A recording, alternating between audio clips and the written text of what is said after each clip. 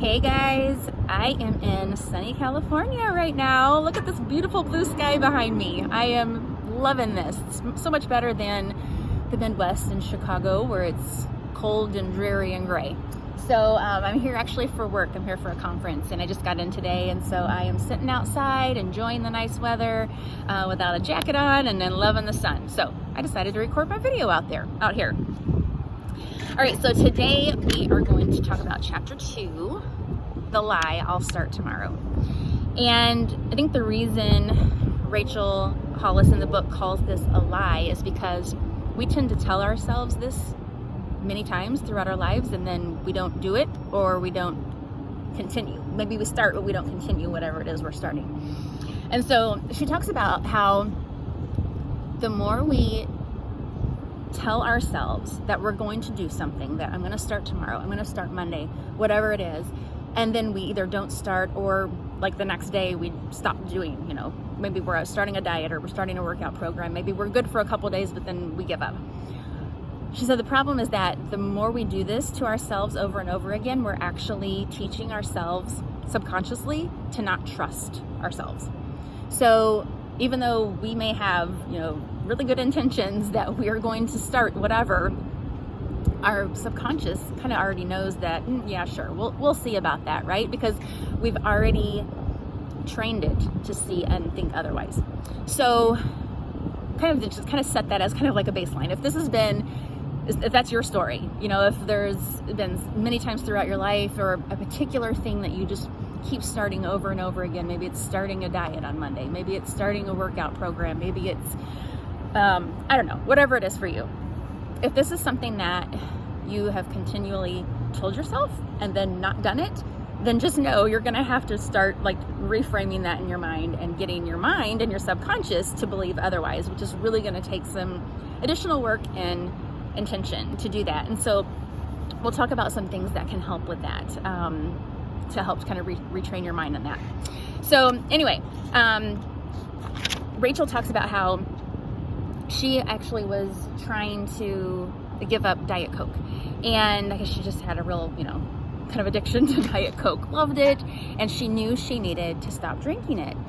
And that was a real challenge for her, but she said, well, what if I just don't break this promise to myself? So it just was a different way of thinking about it, and this idea that it's a promise to ourselves. I don't think we think of it that way. We say, oh, we're going to do something, but we don't think of it in terms of we're making a promise to ourselves and then we're breaking it over and over again. I mean, we tend to keep promises to other people more than we keep them to ourselves. So she said that was just something she told herself, what if I just don't break this promise? And how she was able to, that helped her to just maintain it and to not break the promise. And so that's something you could think about, if you're struggling to maintain, your progress on something or your consistency. Maybe just tell yourself, this one promise, just what if I don't break this one promise, right? And then the other thing I think she talks about in the book, and I've heard elsewhere, but I'll talk about a story in a second, is just really identifying your why. Why is it that you want to do this thing, right? Why is it you want to lose weight? Why is it you want to get in shape? Why is it that you want to start a new business? Why is it that you want to save money for something, right? Whatever the thing is that you're wanting to do, we have to have a strong why to help us keep going when we don't feel like it. Because inevitably, we're going to get to a point where we're like, I'm bored, I'm tired, I don't feel like doing this, and then we'll just give up. So having a strong why will help us to maintain and push ourselves even in those times. So I listened to a podcast by Ed Mylett, and I just absolutely love him. He has just the best podcast ever, in my opinion. So if you haven't checked him out, check him out. But he talked about a story where he got very clear on his why. So in the past, he wasn't really taking care of himself. He didn't have a good diet. He ate a lot of fast food, didn't really work out, just wasn't putting a lot of effort into taking care of himself. And so, heart disease or heart conditions ran in his family. And so he's like, I really should probably go get myself checked out. So he went to the doctor and had a bunch of tests run. And then when he went back to the doctor to get his results, the doctor sat him down in the office and just kind of started talking to him, you know, asking him about his family. You know, Ed was married and he had 2 little kids at the time. And so the doctor was just kind of asking him about him. And he's like, you know, yeah, Ed, your little girl, you know, gosh, you probably want to see her, be able to walk her down the aisle when she gets married, don't you? And Ed's like, yeah, definitely. Oh my God, it's going to be amazing. And he's like, yeah, and you know, what about your son? You know, you're probably really looking forward to seeing him graduate and go to college. And Ed's like, yeah, you know, he's a smart kid, whatever, you know, this is gonna be great. And then the doctor started talking about, you know, his future, like with his wife, just being able to enjoy their home and spend time together, you know, as they're older. And Ed's like, yeah, you know, I really look forward to that. And so the doctor got him in this frame of mind of thinking about all these things that were really important to him. And then the doctor said, well, Ed, if you don't change the way you are taking care of yourself, you are not going to be able to see any of that.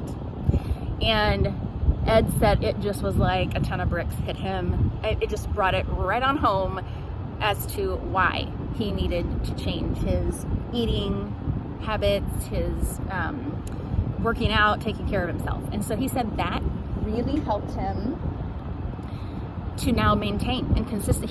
He said since then he hasn't missed a day of working out. I mean, it's completely changed how he lives his life because he got so clear on why it was important that he should do that. So what is your why? You know, for the thing that you're wanting to do, the thing that you're starting tomorrow over and over again. Why is it that you want to do that? You know, take some time to think about that, because we probably don't normally really give that much thought, right? I know for myself, the older I get, it's getting more clear to me why I should take care of myself, you know, why I should try to eat healthy and work out. And so I think that's helping me now to be more committed to working out and to trying to eat healthy. My husband and I, a few months ago, we started a vegan diet. And at first I was like, oh God, this is going to be horrible. I mean, what are we going to eat? Salads every day, you know? Actually, there's a lot of really great things you can eat on the diet. But anyway, we were doing it for health benefits. So, I mean, you can watch all the documentaries and find out for yourself, but we're doing it for health benefits. And so I know for myself that in order for me to maintain this kind of eating habit, that I've got to give myself some grace. Because, I mean, it is a bit restrictive, you know. When you're a vegan, you don't eat any animal products. No meat, no dairy, you know, no eggs, you know, butter. So anything that comes from an animal. So I know for myself, in order for me to maintain this, I've got to give myself some grace. So that means there will be times when I may have some pizza, or I may have a piece of cake, or whatever it is. And that's okay. I'm okay with that. It doesn't mean I'm just falling off the wagon and I've just given up and just, well, forget it. I'm not even going to try anymore. It's okay, because overall, my diet is vegan. And so that's okay. So give yourself some grace for the thing that you're trying to do. If you're not perfect at it, that's okay. I mean, who said you have to be perfect at it, right? We're not robots, we're human. So give yourself some grace. I think that just helps us to be able to keep going and kind of like, okay, that today or maybe that meal or whatever, I didn't follow my plan, but that's okay. That doesn't mean I've given up, right? So give yourself grace. And then don't wait until you're forced to change. You know, I think a lot of times we can wait until we kind of know in the back of our mind that we should maybe make a change with something, but then we're like, you know, I'm not going to worry about it right now. And then later on down the road, maybe something happens that forces us to make a change in, you know, how we're taking care of ourselves. And I know I keep using that as an example because I feel like the diet and exercise and taking care of yourself are kind of very common things that people, you know, start tomorrow. But it could really be anything. So, okay, so you have your goal. You have this big, you know, this vision of what it is that you want to achieve. Well, how do you really maintain consistency? Well, one of the things you can do also, in addition to knowing your why, is to set momentum goals. So, okay, let's say as an example, you want to lose 50 pounds. Well, you can't do that in a couple of weeks, right? That's going to take some time. So set some momentum goals along the way. 5 pounds at a time or 10 pounds at a time. And when you meet those goals, celebrate. I mean, you're making progress. That's amazing. And we should celebrate as we're going. And celebration helps to keep us excited about continuing to press forward towards our goal. And we just had the Super Bowl this weekend, and Kansas City Chiefs won. Yay! I'm from Kansas City. So anyway, in football, they don't just go from one end of the field to the next to make a touchdown. They have smaller goals along the way. So same thing. I mean, if that's very practical, that makes sense, right? So why don't we do that in life? So think about your momentum goals, what it is that you can do along the way to keep yourself motivated. And then the other thing is really plan to reach your goals. If you're going to do something different in your life, you've got to plan for it, and that means you may have to rearrange things. I'll give an example for myself. Like I said, I've not always been consistent with working out. I'll get excited about it, and then I don't know, get bored and stop working out for a while. But I was really struggling at the end of last year to figure out how to work it into my schedule, because there's just been a lot going on, which you all know, like everybody is busy. Yeah, I am no different than anybody else. So I was like, how do I work this into my schedule? And so I wrote myself a schedule. Like seriously, sat down and wrote, Monday at this time, this is what time I'm going to get up. Monday mornings I get up and I go to the gym before work.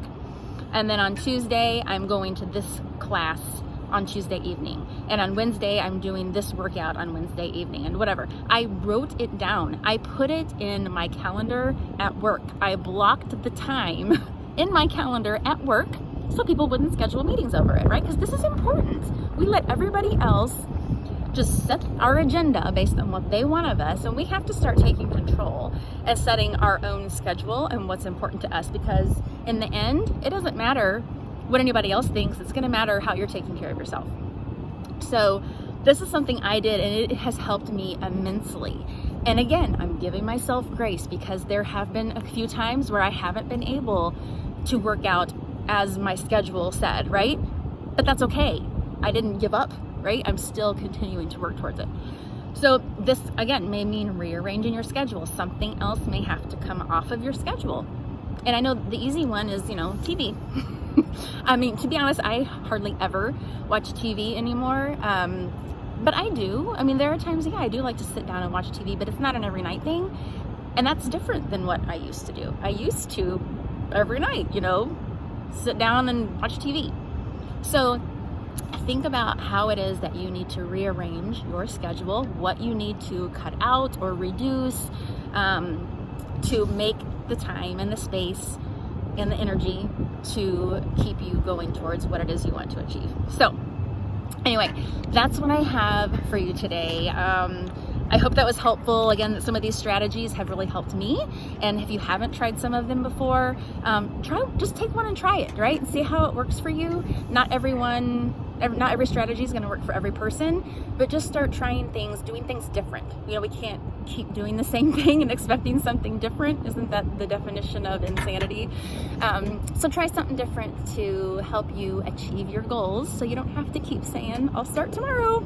Okay, thanks everybody. I'm going to go continue enjoying this weather, and I'll talk to y'all later. Bye.